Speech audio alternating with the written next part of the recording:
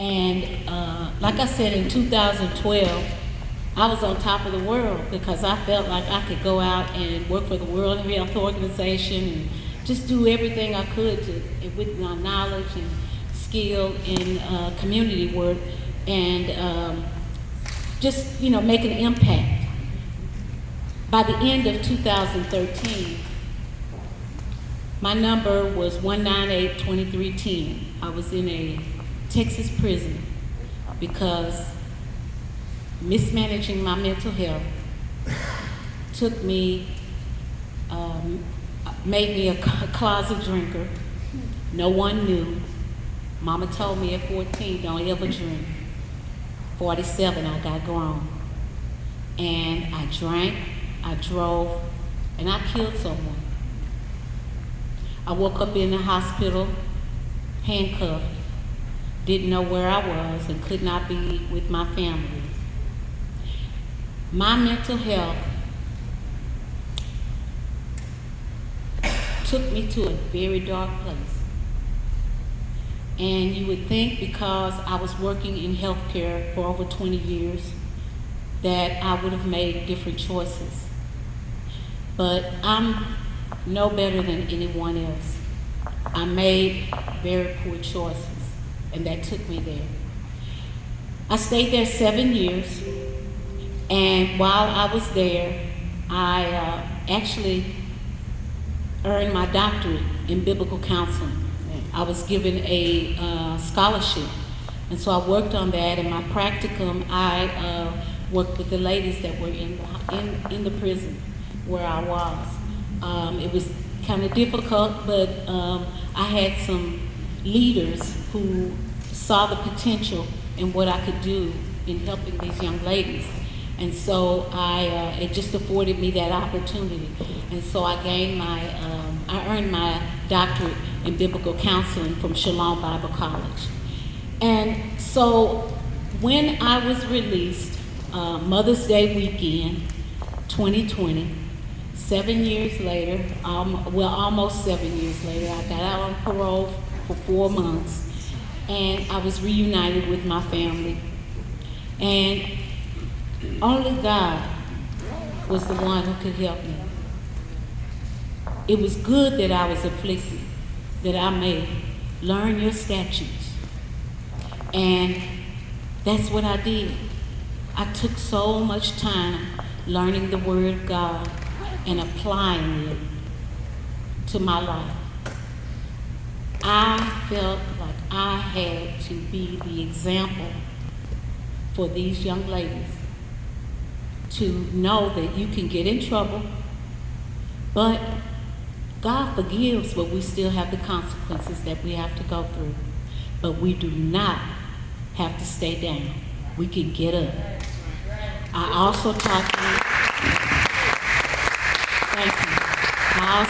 them about mothering their children. Many of them did not want to stay connected because they were embarrassed. CPS was involved.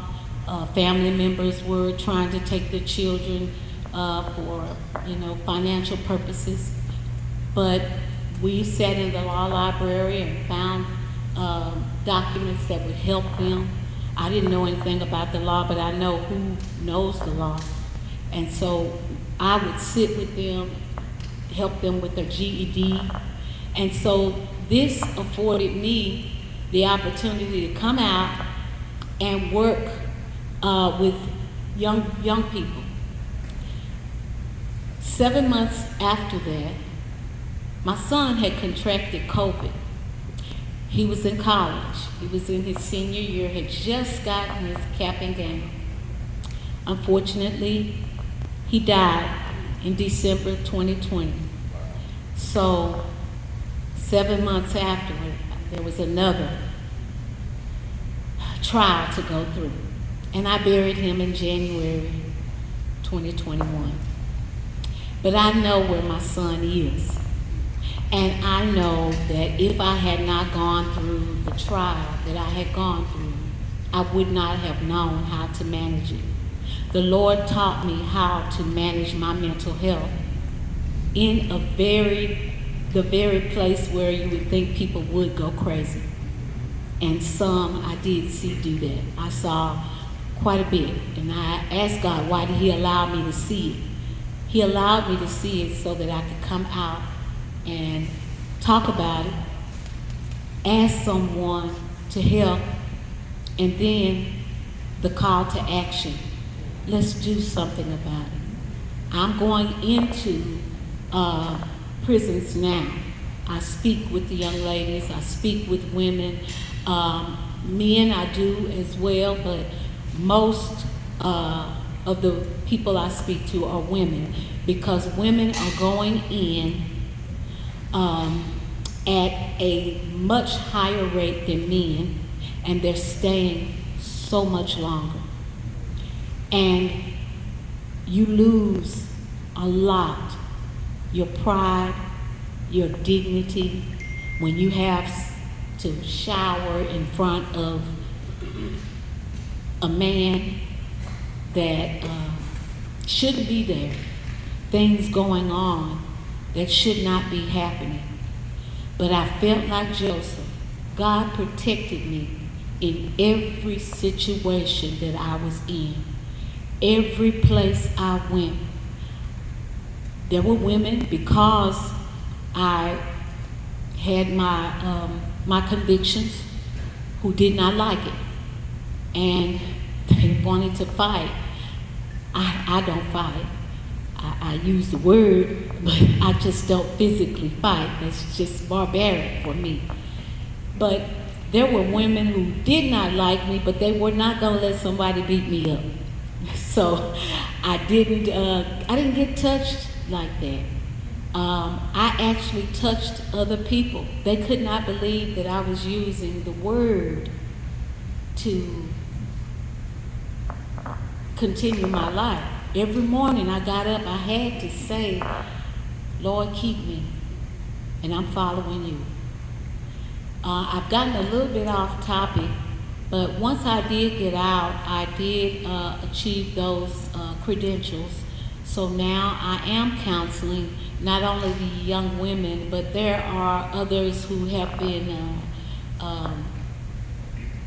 who've had substance use problems and who had domestic violence problems. And that is something I've had in my past as well. So I counsel them as well. I'm allowed to use the God's word if the client would like that.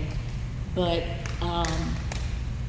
anyone can be where I am. Anyone that could have happened to. But it happened to me. And I don't say why me, I say why not me? Because first, I'm a born again believer in Jesus Christ. Whatever else you see, that's secondary. I am his and he is mine. And that's the way I walk and talk. I thank you all for allowing me to speak and to talk about the different roles that I've had since I've gotten out. And I started my own nonprofit. It's called Chance 490, and it's based on the scripture Matthew 18:22, where Peter asked Jesus, how many times should I forgive? And he said 7, and he thought 7 was ambitious, but Christ said 70 times 7. So 70 times 7 is 490. And sometimes people need a few more chances. And my tagline is forgiveness without limits. And that's what Matthew 18:22 means. My name again is Dr. Asteria Miller. And you can reach me at asteriamiller@gmail.com. And I'm writing a book, and hopefully you all will hear about it and see it and purchase it and be blessed by it. And I just hope I've said something today to help someone, because there is hope. That's what we have to understand, that there is hope. And my colleague, he will kind of pick up where I left off and just talking about mental health and some of the history. And then blame those circumstances for causing depression and anxiety and these kind of things, and then not respond correctly and take those things that God authorized in your life to then do something with it.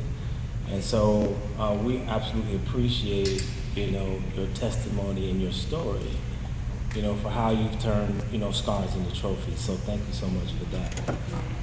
My name is Randy Craven. I'm a psychotherapist. I've been in private practice since 2012. And so I have a master's degree in clinical psychology. My son is a Texan. He he graduated from Texas Southern. He's at Houston Baptist right now, and he is studying clinical psychology, so he's gonna keep it in the family. I named my business Craven and Associates Counseling, and so that's my associate who's getting his degree right now. Can I get some love for that?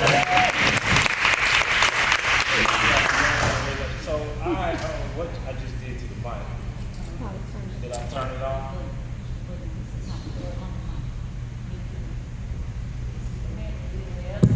I turned it off, my fault. And I'm the technology guy in my household. So I want to follow up with that and talk about the state of Black mental health. I want to apply some of the science to what we're experiencing as a people and as a culture to figure out, well, how should we respond scientifically, psychologically? How can we achieve health where it concerns our mental state? Because so many of us go through experiences like the one Dr. Miller just described. And so we don't really know how to respond correctly when we have experiences like that. And because we don't know how to respond correctly, then the state of Black mental health isn't as healthy as it could be.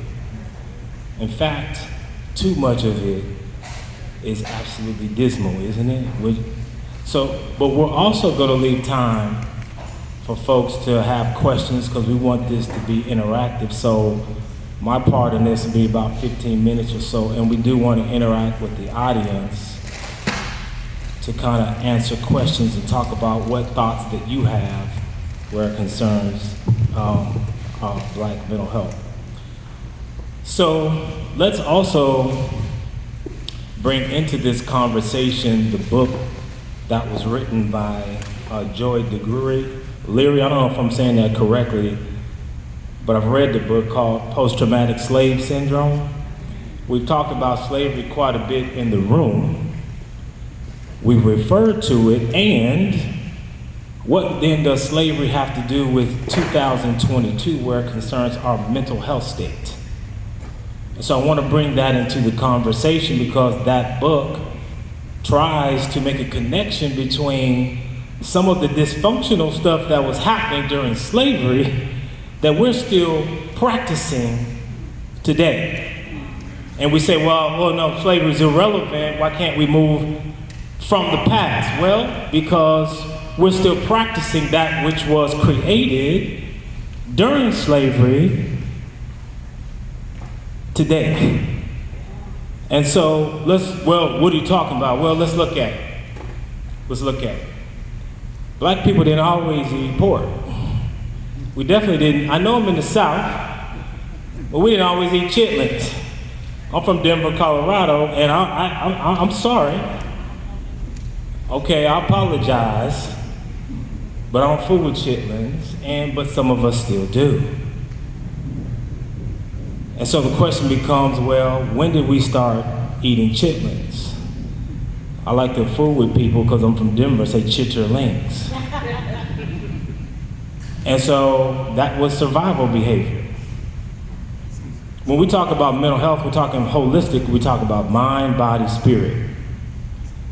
And so if we are intoxicating the body with poisons, that's going to have an impact on our mental health performance. And so if we're eating chitlins because that's what we were given, after the other good parts of the pig were given to the big house, right?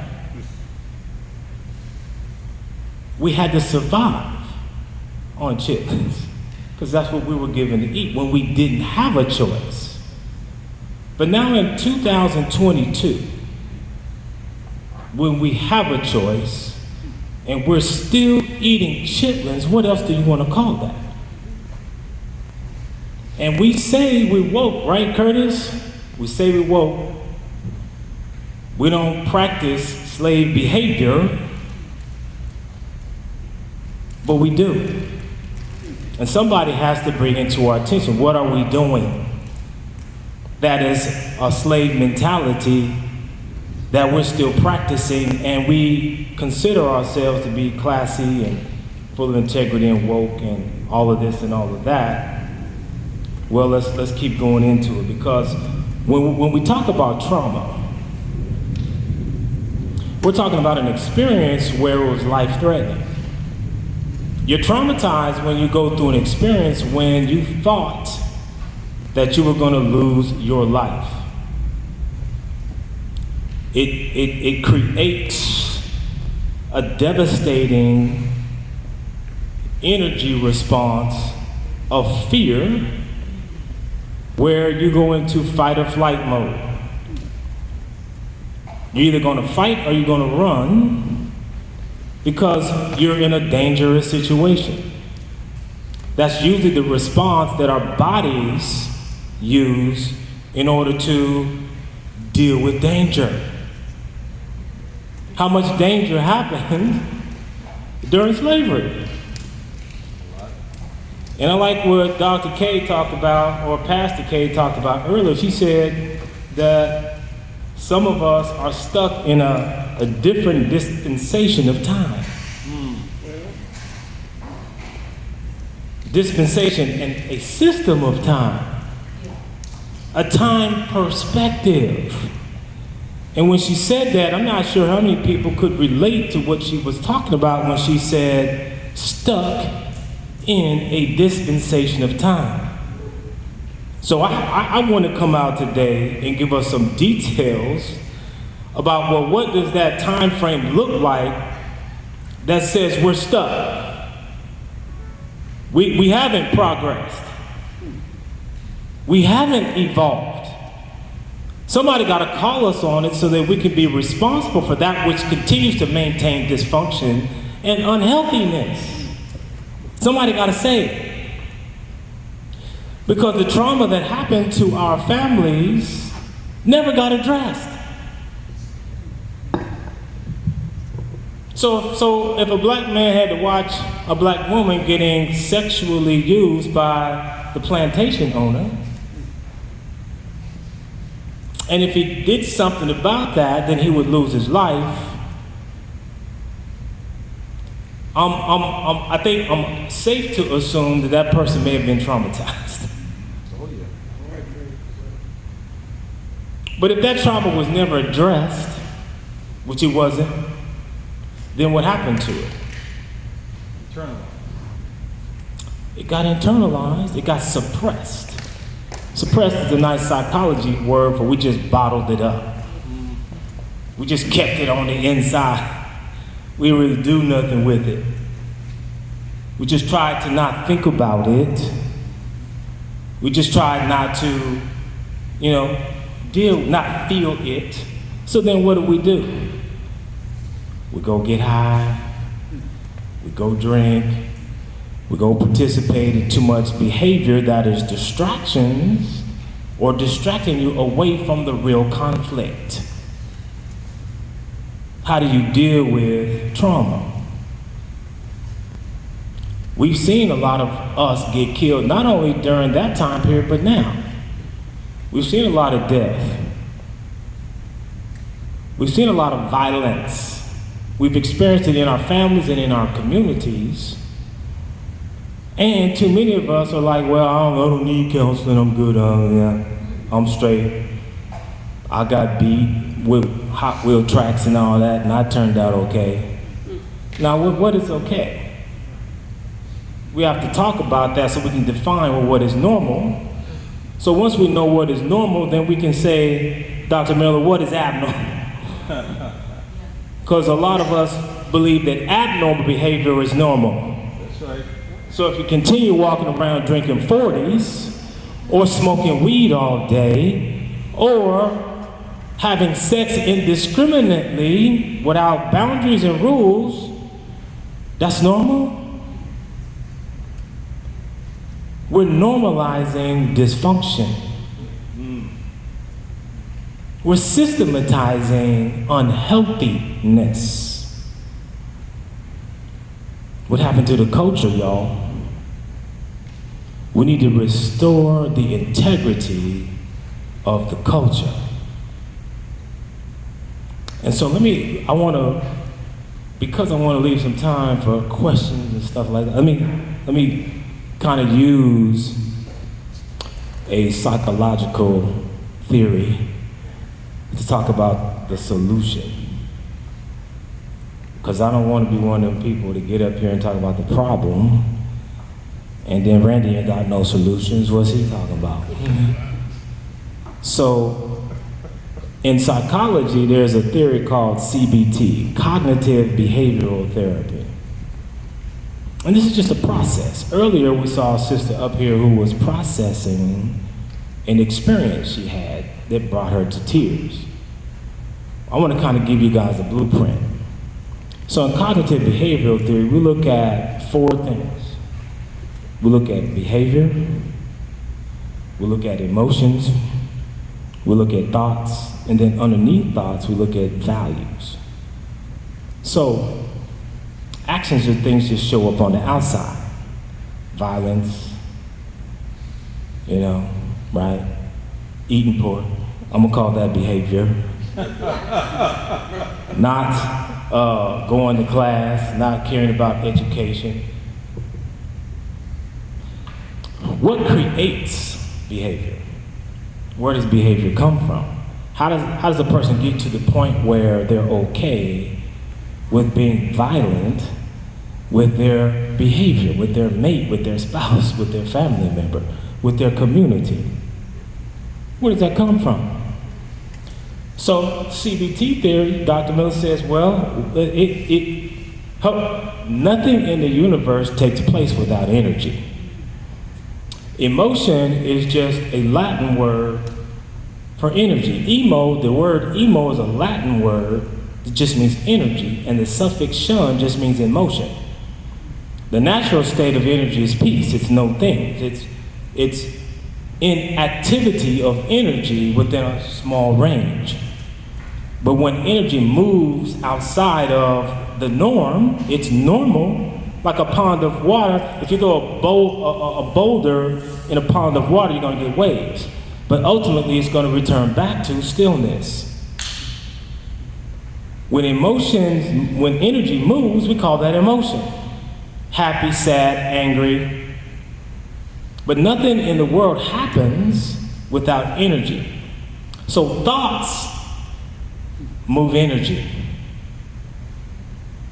If a person is depressed, it's because of the thoughts that are causing energy to be low. Depression is low energy. If a person is unmotivated in school, that's depressive behavior. That's created by thinking, which then affects energy. And depression is low energy, anxiety is high energy. All of that is moved by thoughts, it's moved by thinking. But the deeper part of that, Pastor, is, well, what if your thinking is broke? Because if you don't have the right thinking, you're still going to move energy. I'm going to get that fool. What's wrong with smoking weed? Ain't nothing wrong with doing cocaine. You can have the wrong thoughts, but even if you have the wrong thoughts, you're still going to move energy. That produces behavior. So then we have to go a level deeper. And then we have to figure out the last part of the CBT theory, which says, well, What are your values? What is your value system? What are your principles? What do your principles tell you is right from wrong? That's why Dr. Miller here said, well, when she went to prison, she had to get into the Word, because the Word was telling her what right from wrong, how to then give intellectual structure and guidance to how to think correctly about life experiences. If you don't have principles, if you don't have values that have been tested over time to be true, and truth is that which we can prove exists. We can prove it. We can prove that 2 + 2 = 4. Some people will come into my office and say, Dr. Randy, I know somebody on the internet said 2 + 2 can equal 11. I said, well, show it to me. Let me see that. Let me see how you arrived at that. Well, I don't know how to do it. Most of us are functioning just based on what they heard, which becomes cultural tradition. Generational curses, behavior passed down from one generation to the next, perpetuating dysfunction and unhealthiness. Who's asking questions about the traditions? Or are we just participating in it because my grandma did it, my grandma did it, and it's killing us? And it's no wonder why we're having a health conference on how to sustain black families, because the culture's not doing it. Because we're perpetuating, we're living behavior that was survival behavior that doesn't have principles and values and integrity in it. So we have to start with what are the values and the principles that give structure, right over wrong, to our thinking, so that we can have a standard for what is the right thought, right, versus what is the wrong thought. What's right versus wrong? And so once we have the principles that never change, because truth is universal, it's timeless. What's true today is going to be true a million years from now. Eating pork today, I'm sorry y'all, eating chitlins today is going to be unhealthy today and a million years from now. I'm a vegetarian, so I can preach on this. I apologize. So I wanted to just, without taking all the time, I just wanted to throw some of these ideas out here so that we can think about how do we restore the culture, so that we can restore the principles that tell us how to think about tragedy that God is going to allow in your life anyway. God's going to allow you to experience adversity. It's part of the divine plan. How else are we going to grow? The question is, it's 10% of what happens to you in life. It's 90% of how you respond to it. Dr. Miller just gave you a testimony. It said we don't all have to be victims from adverse circumstances. How are we going to respond to it? So we have to cultivate the values. We have to cultivate peace. We have to cultivate joy, which is the correct energy that we have to have in order to respond correctly to adversity in life. So I'm gonna stop right there. And we want to open it up, Dr. Miller and I, we want to open it up for y'all to throw questions out here, especially if you want to delve deeper into any of this stuff, because I got people in the audience I want to counsel anyway. And I want to delve deeper into some of the, and I talk about this stuff at McDonald's. So, questions?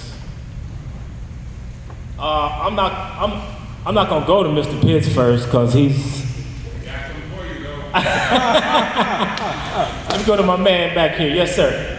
You know, I really, really appreciate what you're saying. After teaching for over 35 years, I saw Willie Lynch living in our children. I was just in Little Rock, Arkansas for the 65th desegregation, Little 9. I brought that up. I asked how many people have actually read or heard about the Willie Lynch letter. Probably about 7, 8 people raised their hands up. And my thing is what you're saying is so true, because the Willie Lynch is living in our children today. And I want people to know that I did the Willie Lynch letter 20-something years ago. And you can go and listen to it at Kenneth Everett, One Man, One Message. Because the message has got to get out to our educators that the Willie Lynch is why our children are killing each other every day. And no one is addressing it, brother. So I want to let you know, man, I appreciate what you're saying, and it's so true, and we've got to do something about it. Amen. Thank you, brother. Yes. Let me just say something real quick in response. For people who don't know, Willie Lynch was a white male who was teaching slave owners in the South how to keep their enslaved population from rebelling against their order. And so he wrote a letter to teach these slave owners what to do with their slave population so that they wouldn't rebel. And one of a lot of what was in the letter is, well, you just take the old and you put them against the young. You take the light, you put them against the dark. You take the old, you put division. Those who have money, who don't. And then we sit back and we wonder, well, why is it in our community that we're so divided? Where's all this division come from? We have to question the traditions that we've passed on from one generation to the next without incorporating our intelligent, beautiful analysis for how to correct some of this unhealthy behavior. Thank you for that, brother. Appreciate it. Yes, sir. Good afternoon, Dr. Fred A. Jones. I'm the Executive Director of the Dallas Bethlehem Center. All right. Here in South Dallas. Amen. And this gentleman right over here and I go way, way back. And one of the things that you hit on when you talk about mental aspects and mental health, I'm going through that trauma now. My wife passed away in January. All right, and I just told him because my brother didn't know. There was a time when somebody would ask me that, and I couldn't answer. You know. Yes. So I don't even know what happened from January to April. Right. Wow. I don't even know. Wow. Understand. All I know is that I understand suicide. Yes, sir. I understand deep depression. Yes, sir. I understand insomnia. What got me out of it was my dog. Okay. Come on. All right. The dog's name is Honey. Doesn't bark. She's a great girl, great dog. So about 3 o'clock a.m. is a very difficult time period when you're going through a trauma. So I'm walking down the house and I'm walking down the stairs and I'm just boo-hooing, I'm crying, and excuse my French, but the damn dog is asleep. And I was like, wait a minute. Deborah just died. You like Deborah, but you're asleep. Just peaceful. So I had to figure out how to get to sleep. So what I started doing when she would go out of town, which she liked going to Oklahoma, I don't have to mention any names, but that was her spot. But when she would leave, I would always sleep on her side of the bed. So even today, probably going forward, I always sleep on her side of the bed with her robe. Because that gives me comfort. Amen. Going back to what we talked about Willie Lynch, one of the things that we were able to do to combat Willie Lynch, I'm from Cleveland, Ohio, so we didn't really get into that up there. We always had black families. I grew up with a mother and a father. So when we would teach classes, as you know, when we would go to Redbird and all these different places, we would go as a couple, which automatically threw them off, because they're not used to that type of environment, that type of condition, a husband and a wife. And they would ask questions. Y'all sleep together? Y'all live together? And you hear, I'm like, yeah. Doc, let me jump in here real quick, because I really appreciate what you're saying. When you lose somebody like a spouse, somebody who's that close to you, that's a devastating loss. I get it, mom, parents, and spouse and children. When you lose somebody like that, that's a devastating loss. And our ability to restore our health after having those kind of losses can be complicated sometimes. I understand in your case, you had the ability to kind of go within and figure out how to restore your peace, with some of your own skills. At the same time, I don't want to give a lot of folks the impression, that they can do the same thing in terms of kind of extrapolating that kind of process by just observing what's going on with their dogs and what's going on in that side of the bed and stuff like that. A lot of people need to reach out and they need to get some professional help. That, I have a counselor. Okay, good. I do have a grief counselor who I work with at T-Ball for a long, long time. Okay, wonderful. So I have various people that I can gather in information. Plus, I had to become aware of practicing my own teaching. Yes. Many times we practice and we preach, but we don't practice what we actually preach. And so therefore we want to know, why is our community screwed up? Yeah. Well, if you go out and you see, you're saying don't smoke cigarettes or don't drink, and you're older, but I'm younger, but I see you smoking and drinking, and you're trying to tell me not to, but then I'm like, okay, well, where are we really at here? So the bottom line, and I'm happy to see, is that the two of us were able to go into these communities, into the belly of the beast, without any fear. All right? Because if you don't go in there, if they don't see you, then they can't be you. True. Amen. Dr. Miller, thank you, brother. Thank you. Thank you for that. I love to hear Black people talk about their experiences, the conflicts that we have, because oftentimes we perpetuate this old myth about not airing dirty laundry and all of that nonsense that perpetuates suppression of material. And nobody gets to learn from what other people have done to recover their health. So I appreciate that, but Dr. Miller, did you want to say anything? I'm going to say that thank you for your presentation. I think you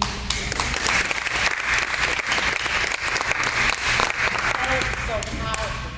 And the only thing I would like to leave is actually just to say that my colleague, it's so true. We don't reach out as a culture. We just don't, as people. And we need to. And I can see right now, there's a gentleman that I know that's in politics, and you would be perfect to speak with him. Okay. Because he's ashamed. Oh. He's ashamed.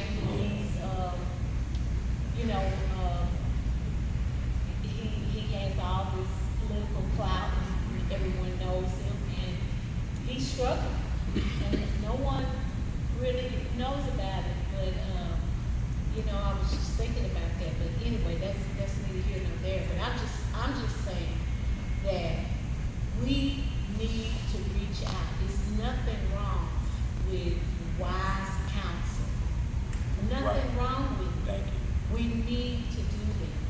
God has given us resources. I would have never, ever thought I would be here doing anything like this. This is, I was taught, to, be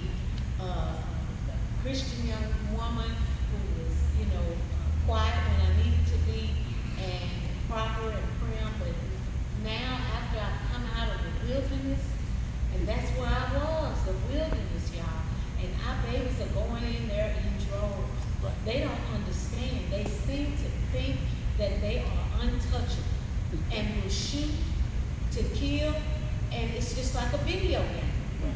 And these young people have been taught that this is the business of the family, and this is what we have to do, and this is how we survive. And you are just so on point. These women that I'm counseling now, I'm trying to do what God has given me to do to keep them from going to prison. As a matter of fact, I hope I went to prison for all y'all's generation. I really do, because this was very, very, very hard. But God is so good. Thank you, Brother Pitts. Thank you, Bishop Slater and Pastor Slater and Kim Fisher. Thank you all for everything that you all are doing. We might be small right now, but you don't know the impact that you're going to have Right. when we meet you. Correct. It's going to be so powerful. Dr. Mill, I think Curtis had a question. I know Curtis. And I know he getting ready. You already you want to start some mess. I'm gonna take his question before. Okay, so you're going to delegate. Pretty much. Okay, go ahead, Aaron. What's your question, brother? No, I did actually. So you talked about the process of like going down and finding, you know, you have to break through all of the walls to find out what is really going on, right? So that means that at present, you can't tell, you're confused with what is going on. So Yes. you essentially outlined how the Willie Lynch letters, essentially for lack of a better term, strategy of how to divide and conquer. Correct. Over the years, and now that we've gone into this technological space, how has that evolved, and where are some of the most devious things in your mind you see that we're being divided and conquered in this technological space? Good question. And I know from having lunch with Aaron, I know what he's talking about. Because the amount of information that our cell phones and all of our electronic devices are sharing with, governments and corporations, we don't know what they're doing with our data. And we're not necessarily conscious of how our data is being used against us. But I do know that when I click on my email, what I was shopping for in Amazon showed up on my email address. So there are algorithms that are tracking my behavior, and they're trying to separate me from my wallet. But let me give a mental health perspective on that. Because social media is a thing. How much time we're spending on electronic devices is becoming the new addiction. And people are not necessarily participating in what is the reality we can prove it is. They're participating in virtual reality. And how healthy is that for our minds and our spirits and our bodies to be digesting 4 or 5 hours a day every day? And we haven't really thought about it. And then it just takes suggestions by people who are interested in the idea of divide and conquer to throw those suggestions out there, and then we wonder why we can't have unity, why Republicans and Democrats can't agree, why there's gender war, why there's racial war, why there is sexual orientation war. We're being divided, and we don't even know it. And so how do we become conscious and aware or woke about what is entering our minds that we're being given to think about? This is what people outside of you want you to think about, not what you want to think about, what you're being told you need to think about. And then we think that we're in control of our free will, but we're really just zombies. Y'all gonna get me on a whole nother, I'm gonna get on a whole nother topic. I'm gonna shut up. Brother Craven, introducing and talking about, we would argue about for hours on a college day. And me and Mr. Ballard, I would be just at it all day.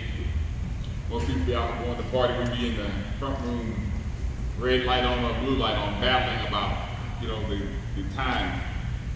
But when I started listening to African Americans who were working with our young people talk about the spiritual and the mental health part of it, I got more comfortable. And I want to appreciate you guys for that, because God made us function in two planes, the spiritual and the earthly plane.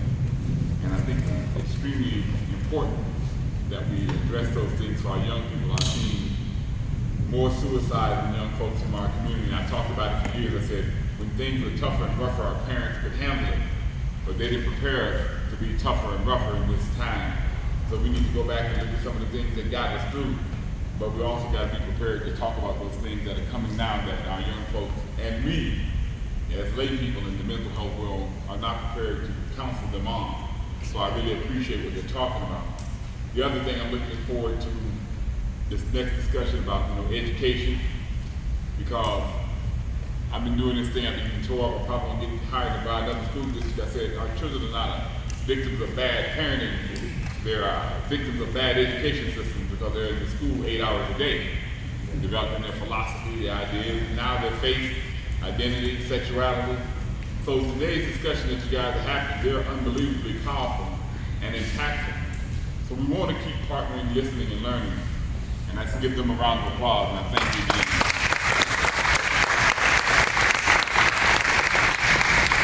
And yes, I am going to start some stuff. I don't care if you guys do have